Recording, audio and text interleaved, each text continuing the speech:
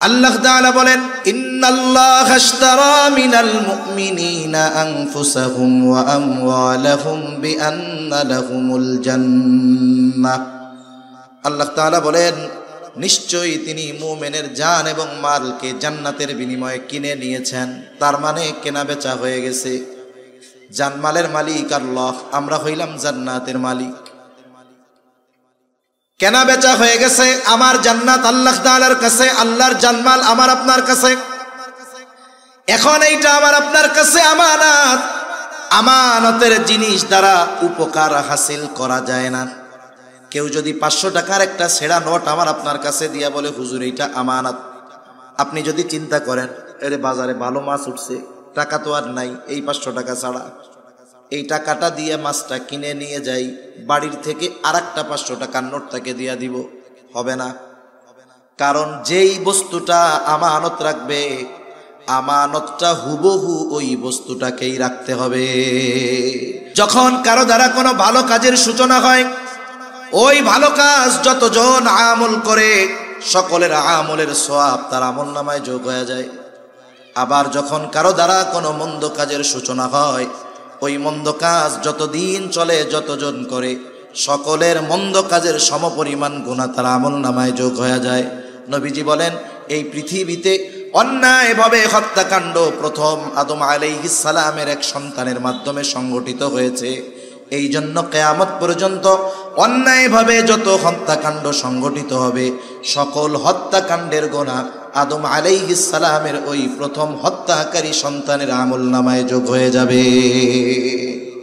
এই জন্য মানুষের যেই কথার মধ্যে তার সম্মান লুকিয়ে আছে, এই ধরনের কথা আমরা কারো কাছে বলবো না। যদি কথাটা এমন হয় ইসলামের ক্ষতি, রাষ্ট্রের ক্ষতি, মানুষের জানমালের ক্ষতি, সমাজের ক্ষতি, তাহলে তো এই কথা গোপন করার সুযোগ নাই, জানলে আরো মানুষের কাছে বলে দিতে হবে। তাহলে 2 নাম্বার কথাও আমানত হয়, 3 নাম্বার দায়িত্ব আমানত, দায়িত্ব। মূলত এই আয়াতের মধ্যে আল্লাহ সুবহানাহু ওয়া তাআলা চাবি ফিরাইয়া দেওয়া মূল উদ্দেশ্য নয়, বরং এই দায়িত্বটা ফিরিয়ে দেওয়া মূল উদ্দেশ্য। এখানে সুস্পষ্টভাবে আল্লাহ তাআলা দায়িত্বকে আমানত বলে অভিহিত করেছেন। এই জন্য দায়িত্বটা আমানত। এখন তো এমন এক জামানা, যেই জামানায় মানুষ দায়িত্ব নেওয়ার জন্য প্রতিযোগিতা করে, টাকা দিয়ে দায়িত্ব কিনতে চায়, অস্ত্র মাথায় ঠেকায় দায়িত্ব নেয়, ঘুষ দিয়েও দায়িত্ব নিতে চায়, ঠিক কিনা বলে? কিন্তু অতীতের মানুষের অবস্থা কেমন ছিল? দায়িত্ব নিতে চাইতো না। এই রকমও ঘটনা আছে যে মজলিসের মধ্যে ওই ব্যক্তির অনুপস্থিতিতে আলোচনা হয়েছে যে রাষ্ট্রীয় এই দায়িত্বটা ওই লোককে দিলে ভালো হয়। ওই মজলিসের মধ্যে যিনি ছিলেন তাদের মধ্য থেকে একজন গিয়া ওই লোকরে বলতেছে, ভাই আজকে আলোচনা হয়েছে, রাষ্ট্রের এই গুরুত্বপূর্ণ দায়িত্বটা আপনাকে দেওয়া হতে পারে। যেই এই কথা বলছে, রাষ্ট্রের দায়িত্ব দেওয়া হতে পারে, বেচারার অবস্থা খারাপ, পেরেশানিতে, চিন্তায়। আলোচনা হয়েছে দেওয়া হতে পারে, যদি দায়িত্ব দিয়ে দেয় তাহলে কি করব? দায়িত্ব দিয়ে দেয় নাকি, এই ভয়ে রাতের আধারে এলাকা ছেড়ে তিনি পালায়া চলে গেছে। যদি দায়িত্ব দিয়ে দেয় তাহলে কি হবে? আর এখন দায়িত্ব টাকা দিয়ে কিনে। এই যে গত টার্মের চেয়ারম্যান ইলেকশন হয়েছে, এক এলাকায় গেছি, একজন বলতেছে যে ইনি নির্দিষ্ট একটা দলের মার্কা, চেয়ারম্যান ইলেকশন, মার্কা কিনতে ঘুষ দিছে 3 কোটি টাকা। কত টাকা? জোরে বলেন না, কত কোটি? এইসব কোটি মোটি আপনাদের কাছে কি টাকা মনে হয়? এই দেশ থেকে বলে 97 লক্ষ কোটি টাকা পাচার হয়েছে। তা এই দেশে তো 1-2 কোটি টাকা, এটা তো স্যাম্পল ব্যাপার, ঠিক কিনা বলেন? ইমাম আজম আবু হানিফা রহমাতুল্লাহি আলাইহি, ইমাম আজম আবু হানিফা রহমাতুল্লাহি আলাইহিকে খলিফা মনসুর বলছে যে প্রধান বিচারকের আসন খালি, আপনি প্রধান বিচারপতির দায়িত্ব আপনাকে দেওয়া হলো। এক জায়গা দেখা হয়েছে, একেবারে মানুষের সামনে ওপেনে প্রস্তাব দিয়েছে। ইমাম আবু হানিফা রহমাতুল্লাহি আলাইহি সাথে সাথেই বলতেছে, অপারগতা প্রকাশ করছে, এই দায়িত্ব আমি নিতে রাজি নাই। দায়িত্ব দিছে কে? খলিফা, সবার সামনে। আর উনি সবার সামনেই বলতেছে, এ দায়িত্ব আমি নিব না। খলিফার আত্মমর্যাদায় লাগছে, আমি বলছি দায়িত্ব নিতে, আমার মুখের উপরে আমার প্রস্তাব ফিরাইয়া দিল। রাগ উঠে গেছে। কারণ মানুষ চেয়ারে বসলে মানুষের মেজাজের পরিবর্তন হয়। পুলিশ যখন ঘরে থাকে বউর সাথে চোখ উঠায় কথা কয় না, কিন্তু যখন খালি ওর ইউনিফর্ম পরে বাবা আগুন বাইর হয় শরীর দিয়া। ইউনিফর্মের একটা প্রভাব আছে, পোশাকের প্রভাব আছে, পদ পদবীরও প্রভাব আছে। চিন্তা করছে আমি খলিফা, আমার প্রস্তাব ফিরায় দিছে, হাতে সব সময় চাবুক থাকে, লাঠি থাকে, চাবুক দিয়া ইমাম আবু হানিফার গায়ে বাড়ি একটা মেরে দিছে জোরে, রাগে। মোল্লা মানুষ আর কি বলবে, কিছু কয় নাই, গেছে গা, সেও রাজদরবারে চলে গেছে। খলিফা মনসুরের চাচা জানতে পেরেছে মনসুর এই কর্ম করেছে। খলিফা মনসুরকে চাচা বলতেছে, মনসুর কাজটা কিন্তু ভালো করো নাই, ইমাম আবু হানিফার কাছে ক্ষমা চাও, কাজটা ভালো করো নাই। চাবুক দিয়ে আঘাত যখন করেছে তখন ছিল রাগান্বিত অবস্থায়, এখন তো রাগ নাই, এখন ক্ষমা চাইতে যাবে লজ্জা লাগতেছে, কিন্তু চাবুক দিয়া বাড়ি যখন মারছিল তখন ছিল রাগ। এখান থেকে আমাদের জীবনের মূলনীতি গ্রহণ করতে হবে। একটা বিষয় মনে রাখবো, রাগান্বিত অবস্থায় কখনো চূড়ান্ত সিদ্ধান্তে আমরা যাব না। রাগান্বিত অবস্থার সিদ্ধান্ত অধিকাংশ সময় পরবর্তী হায়াত আফসোস করার কারণ হয়। আমাদের গ্রাম অঞ্চলে বেশি হয়, অনেক জায়গায় খোঁজ পাওয়া যায় যে স্বামী স্ত্রী দ্বন্দ্ব কইরা দুইজনের মধ্যে তালাক দেওয়া দেই হয়ে গেছে গা। তুচ্ছ বিষয়কে কেন্দ্র করে বড় ঝগড়া হয়, এক সময় দুজনের মধ্যে বিবাহ বিচ্ছেদ হয়ে যায়। এখন স্বামী 3 তালাক দিয়ে দিছে। শয়তানের এক একটা মিশন আছে, যখন একটু রাগারাগি হবে তখন শয়তান সর্বোচ্চ শক্তি প্রয়োগ করে এই দুইজনরে দিয়া, স্বামীরে দিয়া স্ত্রীর তালাকটা দেওয়ানো যায় কিনা, দুইজনরে প্রচন্ড রাগান্বিত বানায়। মহিলা তালাক চায়, বেটারে শয়তান এসে দে দে, কত বড় সাহস। এইবার 14 গোষ্ঠী ধইরা একসাথে 3 তালাক দিয়া দেয়। তালাক দেওয়া শেষ, পাশের থেকে একজন কয়, চাচা খেলা শেষ, চাচি তো আর আপনার নাই। এইবার শয়তান এক মিশন শেষ কইরা চা বিরতিতে যায়। চা বিরতি বুঝেননি? এইবার নতুন মিশন নিয়ে আসে, এবার হলো মোহাব্বতের খাজানা নিয়ে আসে। স্ত্রীর মধ্যে স্বামীর মহব্বত, স্বামীর মধ্যে স্ত্রীর মহব্বত ঢুকায় দেয়। এত মহব্বত, দৌড়ে হুজুরের কাছে চলে আসছে, হুজুর কাজ তো শেষ, কি হয়েছে? আমি তো এই কাজ করে ফেলছি। হুজুর কে তালাক দিছো কেন? হুজুর রাগের ঠেলায় দিছি। কেউ কি খুশি হইয়া তালাক দেয় নাকি? তালাক তো রাগ হইয়াই দেয়, ঠিক কিনা বলেন? এই যে তখন আমাদেরও সমাজের মানুষেরও কিছু করণীয় আছে। গ্রামে স্বামী স্ত্রীর যখন দ্বন্দ্ব হয়, দেখা যায়, আমরা ছোটবেলায় দেখছি তো, কিছু মহিলা পুরুষ তাদেরকে 4 দিক ধরে ঘিরা রাখে, বল খেলা দেখার মতো। কিছু কয় না, খালি দেখে গোল হয় কখন। বল খেলা যখন হয় তখন সবার নজর বলের দিকে থাকে।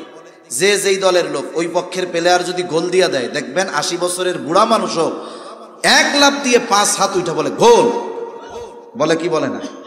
এর আগে কিন্তু সব চুপ, একেবারে টান টান উত্তেজনা বিরাজ করতেছে। ওই যে স্বামী স্ত্রীর ঝগড়াও যখন টান টান উত্তেজনা বিরাজ করতেছে, গোল হওয়ার পূর্ব মুহূর্তে সবাই তাকায়, এই বুঝি গোল হয়, মানে এই বুঝি তালাক দেয়। এখন বলেন, এই গোল দেখার আশায় না থেকে মহিলারা যদি মহিলাকে টাইনা ওই পুরুষের চোখের আড়ালে নিয়ে যাইতো, পুরুষরা যদি পুরুষকে ধরে চোখের আড়ালে নিয়ে যাইতো, দুজন যখন দুজনের সামনে থেকে সরত, আশা করা যায় রাগটা কমতো, বিবাহ বিচ্ছেদের মতো ঘটনাটা ঘটতো না। এজন্য এই ধরনের কাজে আমাদেরও কিছু ভূমিকা রাখা দরকার আছে। রাগ আসলে কি করতে হবে? ইসলামের যে দিক নির্দেশনা, দাঁড়ানো থাকলে বসে পড়তে হবে, বসে থাকলে শুয়ে পড়েন, গড়াগড়ি দেন মাটির সাথে, অজু করেন, নামাজে দাঁড়ায় যান, সাথে সাথে আশা করা যায় রাগ ঠান্ডা হয়ে যাবে। তাহলে মূল কথা কি? রাগান্বিত অবস্থায় আমরা কোনো সিদ্ধান্ত নিব না। খলিফা মনসুর রাগান্বিত অবস্থায় চাবুক দিয়া বাড়ি মারছে, এখন তো রাগ নাই, ক্ষমা চাইতে লজ্জা লাগতেছে। আবার কাজটা কেমন হয়ে গেল এই জন্য আত্ম অনুশোচনায় ভুগতেছে। সে নিজে না গিয়া তার একজন বিশ্বস্ত মানুষকে ইমাম আবু হানিফার কাছে পাঠায়া দিল। 1 তোলে স্বর্ণ মুদ্রার সাথে দিয়া দিছে। বলতেছে, ইমাম আবু হানিফাকে গিয়ে বলবা যে আমি এই আচরণের জন্য লজ্জিত, ব্যথিত, দুঃখিত, এবং আমার পক্ষ থেকে তার কাছে ক্ষমা চায়া নিবা। সাথে সাথে আমার পক্ষ থেকে এই 1 তোলে স্বর্ণ মুদ্রা তাকে হাদিয়া প্রদান করবা এবং এটাও বলবা আপনি যদি খলিফার দেওয়া এই হাদিয়া গ্রহণ করেন তাহলে খলিফা সুনিশ্চিত হবে যে আপনি তাকে ক্ষমা করে দিয়েছেন। এইবার ওই লোক গেছে ইমাম আবু হানিফার কাছে, যে বলতেছে খলিফা লজ্জিত, তার ওই আচরণের জন্য মাপ চাইছে। ইমাম আবু হানিফা রহমাতুল্লাহি আলাইহি নববী গুণে গুণান্বিত, উনি বলছে ঠিক আছে মাফ করে দিলাম, মাফ করে দিছে। এখন ওই যে শর্ত 1 তোলে স্বর্ণ মুদ্রা, বলে এটা হাদিয়া দিছে, আপনি নিলেই তবে উনি নিশ্চিত যে আপনি মাফ করছেন। ইমাম আবু হানিফা হাদিয়া গ্রহণে অস্বীকৃতি জ্ঞাপন করলেন। বাস্তবতা হলো হাদিয়ার নামে অনেক কিছুই আমার আপনার কাছে আসতে পারে, হাদিয়া হলেই সেটা গ্রহণ করা যাবে না। আপনি আমি যদি সুনিশ্চিত হই এই লোকটা চুরি কইরা টাকা পয়সা আইনা আমারে হাদিয়া দিতেছে, মোটা অঙ্ক দেখে হাদিয়া গ্রহণ করা যাবে না। আমি তো সুনিশ্চিত এটা চুরির মাল। বলেন তো, চোর চুরি কইরা আইনা যদি হাদিয়া দেয় তাহলে সেটা গ্রহণ করা যাবে নাকি? ইমাম আবু হানিফা হাদিয়া গ্রহণ করেন না, বলে ফেরত নিয়ে যাও, মাফ করে দিস। বলে আপনি হাদিয়াটা গ্রহণ করেন। ইমাম আবু হানিফা এবার জিজ্ঞাসা করে, তোমার খলিফা এত স্বর্ণ মুদ্রা হাদিয়া দিল, পাইল কোথায়? এটা কি ওনার ব্যক্তিগত সম্পদ নাকি? বলে ওনার ব্যক্তিগত সম্পদ কোথায়? উনি এটা রাষ্ট্রীয় কোষাগার থেকে দিয়েছেন। ইমাম আবু হানিফা বললেন না, এটা ফেরত নিয়ে যাও। লোকটা আরো জোরাজুরি করে, বলে আপনি এটা রেখে দেন, আপনি ব্যয় না করেন, অসুবিধা নাই, আপনি অন্যান্য মানুষদেরকে এগুলো দিয়ে দিয়ে আপনার ব্যবহারের দরকার নাই, আপনি দিয়ে দেন। ইমাম আবু হানিফা এবার বলে, তোমার কাছ থেকে এটা রাখবার পর আমি নিজের জন্য ব্যয় করলাম নাকি অন্য কাউকে দিয়ে দিলাম, বিষয়টা এমন হবে না। বরং তোমার খলিফা জানবে, মানুষের কাছে বলবে আমার দেওয়া হাদিয়া ইমাম আবু হানিফা গ্রহণ করেছে। তুমি তো এটা তাকে ফেরত দিবাই, সাথে গিয়ে বলবা এই যে খেলাফ খলিফার দায়িত্ব পালনার্থে রাষ্ট্রীয় কোষাগার থেকে তাকে যেই সম্মানী ভাতা দেওয়া হয়, এই সম্মানী ভাতার বাইরে 1 টাকা ব্যক্তিগত কাজে ব্যবহার করার অধিকার তার নাই। সে যদি করে তাহলে খেয়ানত করা হবে, সে যদি করে দায়িত্বের খেয়ানত হবে, মানুষের হক নষ্ট হবে। কঠোর ভাষায় কইয়া দিস। এইবার ওই লোক দীর্ঘ সময় ধরে তেলাতেলি করতেছে, তো সেও বিরক্ত। খলিফার কাছে গিয়ে একেবারে সুন্দর মতো মিথ্যা কথার রস লাগায়া খলিফার মেজাজ আরো গরম বানাই দিচ্ছে। বাস্তবতাও তো তাই। বলেন তো, এদেশের রাষ্ট্রপতি যে, তার একটা ভাতা আছে না নাই? প্রধানমন্ত্রীর ভাতা আছে না নাই? যখন মন্ত্রীরা থাকে তাদেরও ভাতা আছে, এমপির ভাতা আছে, চেয়ারম্যান, উপজেলা চেয়ারম্যান, মেম্বার, ওয়ার্ড মেম্বার, সবার ভাতা আছে। এই ভাতার বাইরে 1 টাকা ব্যক্তিগত কাজে ব্যবহার করার ক্ষমতা কারো নাই। খেয়ানত কত বড় হয়, দায়িত্ব যত বড় হয়, খেয়ানত তত বড় হয়। পরিমাণ একই থাকবে, কিন্তু দায়িত্বের চেয়ারের পরিবর্তনের কারণে খেয়ানতের পরিধি সুবিশাল হয়ে যায়। যেমন অনেক সময় বিভিন্ন এলাকায় ওয়ার্ডের জন্য, গরিব মানুষের জন্য গম আসে না? মনে করেন এক ওয়ার্ডে এক মেম্বারের কাছে 100 জন মানুষের জন্য গম দেওয়া হয়েছে। এই গম বন্টন হয় নাই, সব এক জায়গায় স্তূপ করা আছে। বলেন তো, ওই যে গমের প্রতিটা দানার মধ্যে হক কতজনের আছে বলেন তো? কারণ এটা এখনো বন্টন হয় নাই। মেম্বার যদি একটা গম চুরি করে, হক নষ্ট করবে কতজনের? মনে করেন এক ইউনিয়নে 1000 মানুষের গম আসছে, বন্টন হয় নাই। চেয়ারম্যান একটা গম চুরি করছে, বলেন তো কতজনের হক নষ্ট হবে? মনে করেন এক আসনে গম আসছে 10,000 মানুষের জন্য, এমপি সাহেবের অধীনে একটা গমও বন্টন হয় নাই, এমপি সাহেব একটা গম চুরি করছে, কত হাজার মানুষের হক নষ্ট হবে? মনে করেন রাষ্ট্রীয় কোষাগার থেকে 1 টাকা প্রধানমন্ত্রী চুরি করেছে, বলেন তো কতজনের হক নষ্ট হবে? গোটা রাষ্ট্রের সব মানুষের হক নষ্ট হবে। দায়িত্ব শুধু পরিবর্তনের কারণে পরিমাণ ছোট এক, কিন্তু দায়িত্ব বড় হওয়ার কারণে খেয়ানতের পরিধিও বড় হয়ে যায়। এখন যে বলছে, উনিও গিয়ে সুন্দর মতো সাজায়া কুজায়া ইমাম আবু হানিফার নামে বলছে, আপনারে খেয়ানতকারী কইছে, আপনি নাকি এই সেই করেন। খলিফা রাগ হয়ে গেছে। এইবার বাহিনী পাঠায় দিছে, আমাকে এত বড় কথা আটকায় ফেলো জেলখানায়। ইমাম আবু হানিফাকে জেলখানার মধ্যে আটকিয়ে দেওয়া হলো। ঐতিহাসিকেরা লিখতেছে কত জুলুম, কত অত্যাচার ইমাম আবু হানিফার উপর। চাবুক দিয়ে আঘাত করা হতো আর বলা হতো প্রধান বিচারকের দায়িত্ব যদি নেওয়া হয় ছেড়ে দেওয়া হবে। ইমাম আবু হানিফা জালেমের চাবুকের আঘাত সহ্য করেছেন, তবুও প্রধান বিচারকের দায়িত্ব নেন নাই। ঐতিহাসিকদের থেকে দুইটা মত পাওয়া যায়। একটা হলো যখন তাকে তার অবস্থান থেকে জালেমরা নড়াতে পারে নাই, টলাতে পারে নাই, খাবারের সাথে বিষ প্রয়োগ করে শহীদ করে দেওয়া হলো। আর এক বর্ণনায় আসছে যখন তিনি প্রচন্ড অসুস্থ হয়ে গেছেন, ওনাকে গৃহবন্দী করে ফেলা হলো, বাড়িতে পাঠিয়ে দেওয়া হলো। ওই অবস্থায় ইমাম আবু হানিফা রহমাতুল্লাহি আলাইহি ইন্তেকাল করেন।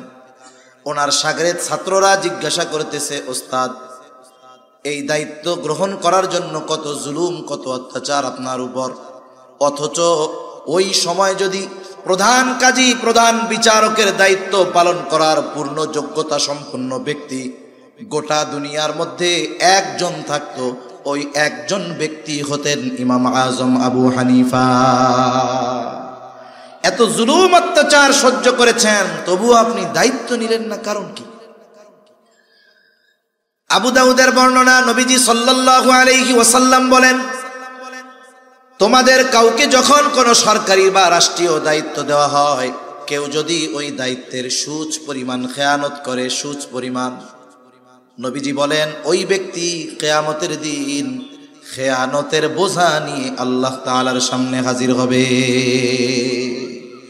সুচ পরিমাণ খেয়ানত করলে যদি খেয়ানতের বোঝা নিয়ে আল্লাহর সামনে উপস্থিত হতে হয়, ইমাম আবু হানিফা রাহমাতুল্লাহি আলাইহি বলেন যেই দায়িত্ব আমি নেই নাই, ওই দায়িত্বের ব্যাপারে আল্লাহ তাআলা আমাকে জিজ্ঞাসাও করবেন না। কিন্তু দায়িত্ব নেওয়ার পরে যদি দায়িত্বের কোনো ত্রুটি হয়ে যায়, কিয়ামতের দিন আল্লাহ তাআলার সামনে আমাকে জবাবদিহিতার কাঠগড়ায় দাঁড়ানো লাগবে। এই ভয়ে ইমাম আবু হানিফা চাবুকের আঘাত সহ্য করেছেন, তবুও দায়িত্ব নেন নাই। কিন্তু আমরা এখন দায়িত্ব নেওয়ার প্রতিযোগিতা করি। দায়িত্ব সরকারি হোক, বেসরকারি হোক, বড় হোক আর ছোট হোক, প্রত্যেকটা দায়িত্ব আমাদের উপরে আমানত। কেউ যদি ওই দায়িত্বের অবহেলা করে ইচ্ছাকৃতভাবে, এবং ওই দায়িত্বের বিপরীতে তার জন্য যদি কোনো সম্মানী বা পারিশ্রমিক থাকে, দায়িত্বে অবহেলা করে যদি পারিশ্রমিক পরিপূর্ণ গ্রহণ করে, নিঃসন্দেহে সে খেয়ানতকারীদের অন্তর্ভুক্ত। এজন্য দায়িত্ব আমানত। 4 নাম্বার, সময়ও কিন্তু আমানত হয়। আপনি অফিসে চাকরি করেন, 8টা থেকে বিকাল 4টা ডিউটি, 1 ঘন্টা নামাজ খাওয়ার বিরতি, বাকি 7 ঘন্টা সময় কিন্তু আমার আপনার না, এটা আমার আপনার কাছে আমানত। ইচ্ছাকৃতভাবে এই সময়গুলো নিজের কাজে ব্যয় করার কোনো সুযোগ নাই। যদি কেউ ইচ্ছাকৃতভাবে করে, নিঃসন্দেহে সে সময়ের খেয়ানতকারী হবে। মাজহার নানুতুবি রহমাতুল্লাহি আলাইহি, যার নামে মাজাহিরুল উলুম সাহারানপুর মাদ্রাসা, এই মাজহার নানুতুবি রহমাতুল্লাহি আলাইহি এক মাদ্রাসায় খেদমত করতেন। মাস শেষে সময় হিসাব করে তিনি ওয়াজিফা গ্রহণ করতেন। একদিন ক্লাসের সময়ে এক ব্যক্তির সাথে কিছু সময় উনি ওনার ব্যক্তিগত আলাপ আলোচনা করেছেন। ডায়েরির মধ্যে লিখে রাখছে, নোটের মধ্যে, অমুক দিন অমুক ক্লাসে এই কয় মিনিট আমি আমার নিজের কাজে ব্যয় করছি। 1000 বছর আগের মানুষের কথা বলতেছি না, নিকট অতীতের মানুষ। এইবার ওনাকে অফিস থেকে ওজিফা দেওয়া হলো। উনি সময় হিসাব করে ওই পরিমাণ সময়ের টাকা অফিসে ফেরত দিয়ে দিলেন। জিজ্ঞাসা করা হয়, হযরত এটা কি বেশি গেছে নাকি? বলে না, বেশি যায় নাই, তবে ফেরত দেওয়ার কারণ কি? তিনি বলতেছেন, অমুক দিন অমুক ক্লাসে এই কয় মিনিট সময় আমি আমার নিজের কাজে ব্যয় করেছিলাম। যেই সময়টা আমি নিজের কাজে ব্যয় করেছি, ওই সময়ের বিপরীতে যেই ওজিফা, সেটা আমার জন্য গ্রহণ করা উচিত হবে না। এজন্য সময়ের আমানত আমরা হেফাজত করব। তারপরে এই জান আল্লাহ তাআলার পক্ষ থেকে আমানত, মাল সম্পদ আমানত। জান মাল আল্লাহ তাআলার সাথে আমাদের কেনা বেচা হয়ে গেছে। মূল মালিক কিন্তু আমরা না, জান মালের মালিক কে? জোরে বলেন না কে? আমরা কিসের মালিক? জান্নাতের মালিক। কিসের মালিক? জান্নাতের মালিক। আল্লাহ তাআলা বলেন, ইন্নাল্লাহা আশতারা মিনাল মুমিনিনা আনফুসাহুম ওয়া আমওয়ালাহুম বিআন্না লাহুমুল জান্নাহ। আল্লাহ তাআলা বলেন, নিশ্চয়ই তিনি মুমিনের জান এবং মালকে জান্নাতের বিনিময়ে কিনে নিয়েছেন। তার মানে কেনা বেচা হয়ে গেছে। জানমালের মালিক আল্লাহ, আমরা হইলাম জান্নাতের মালিক। কেনা বেচা হয়ে গেছে। আমার জান্নাত আল্লাহ তাআলার কাছে, আল্লাহর জানমাল আমার আপনার কাছে। এখন এইটা আমার আপনার কাছে আমানত। আমানতের জিনিস দ্বারা উপকার হাসিল করা যায় না। কেউ যদি 500 টাকার একটা ছেঁড়া নোট আমার আপনার কাছে দিয়া বলে, হুজুর এইটা আমানত, আপনি যদি চিন্তা করেন, এরে বাজারে ভালো মাছ উঠছে, টাকা তো আর নাই, এই 500 টাকা ছাড়া এই টাকাটা দিয়ে মাছটা কিনে নিয়ে যাই, বাড়ির থেকে আরেকটা 500 টাকার নোট তাকে দিয়া দিব, হবে না। কারণ যেই বস্তুটা আমানত রাখবে, আমানতটা হুবহু ওই বস্তুটাকেই রাখতে হবে, ওইটাকেই সংরক্ষণ করতে হবে।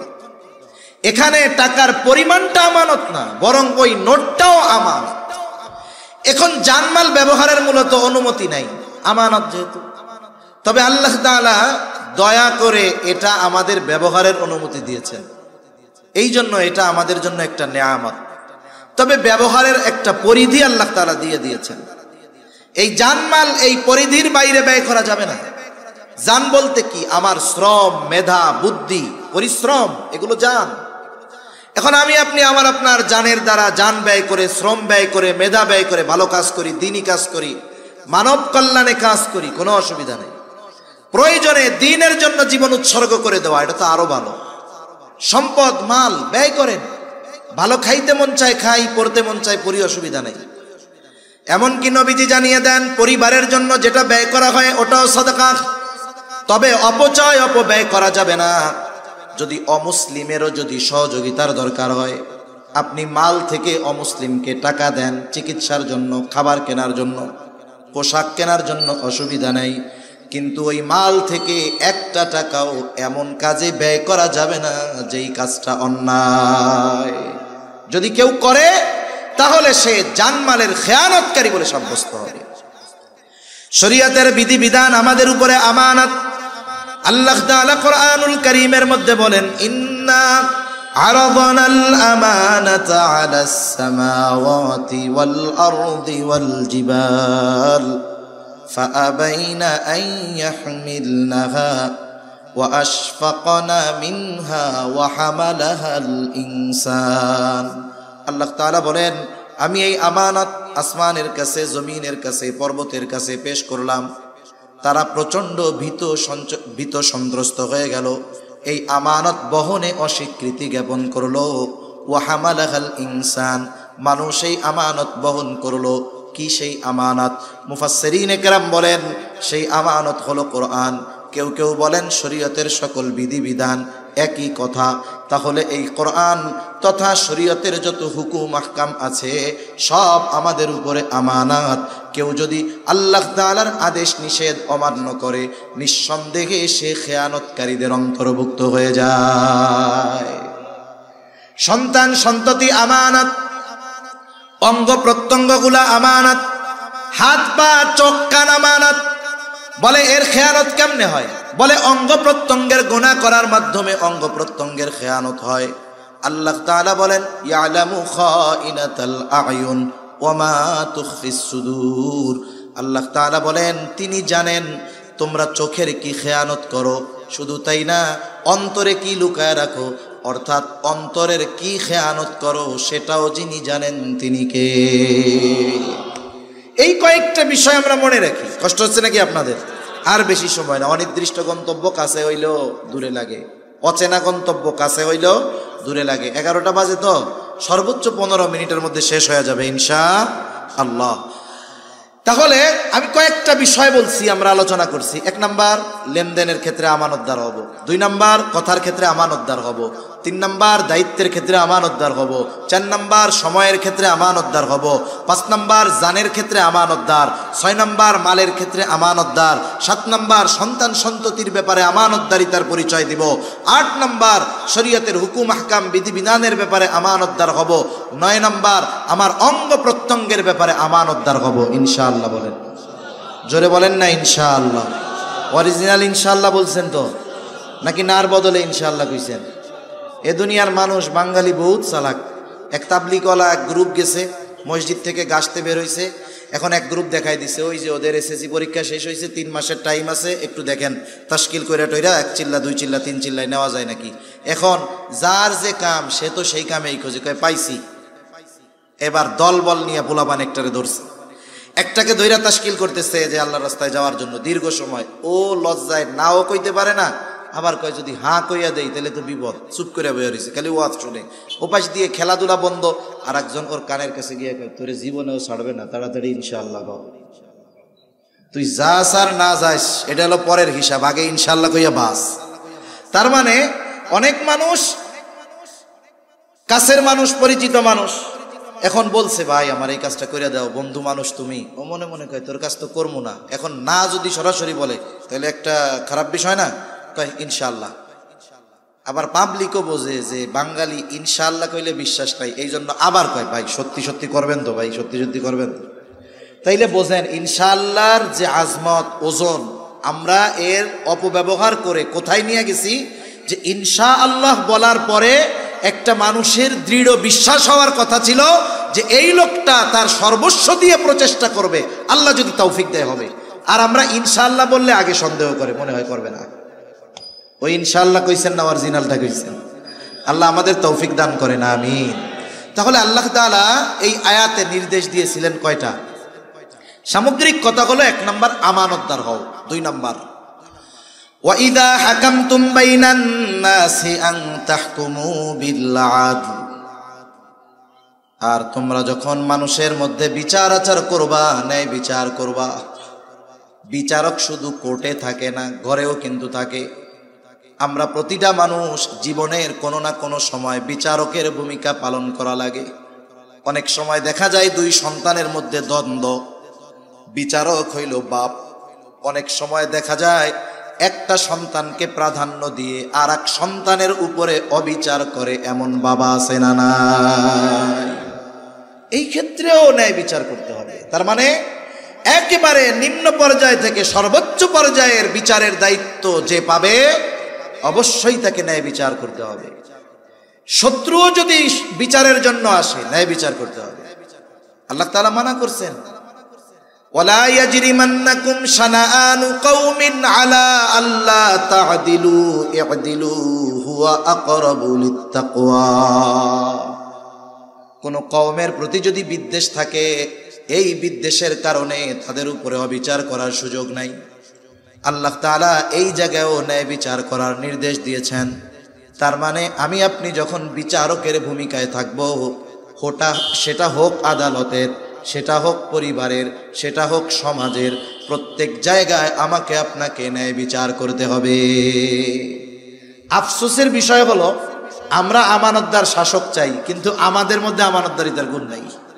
আমরা ন্যায়পরায়ণ শাসক চাই, আমাদের মধ্যে অন্যায়ের অভাব নেই। তাইলে আমরা যেমন শাসক তো তেমন হবে।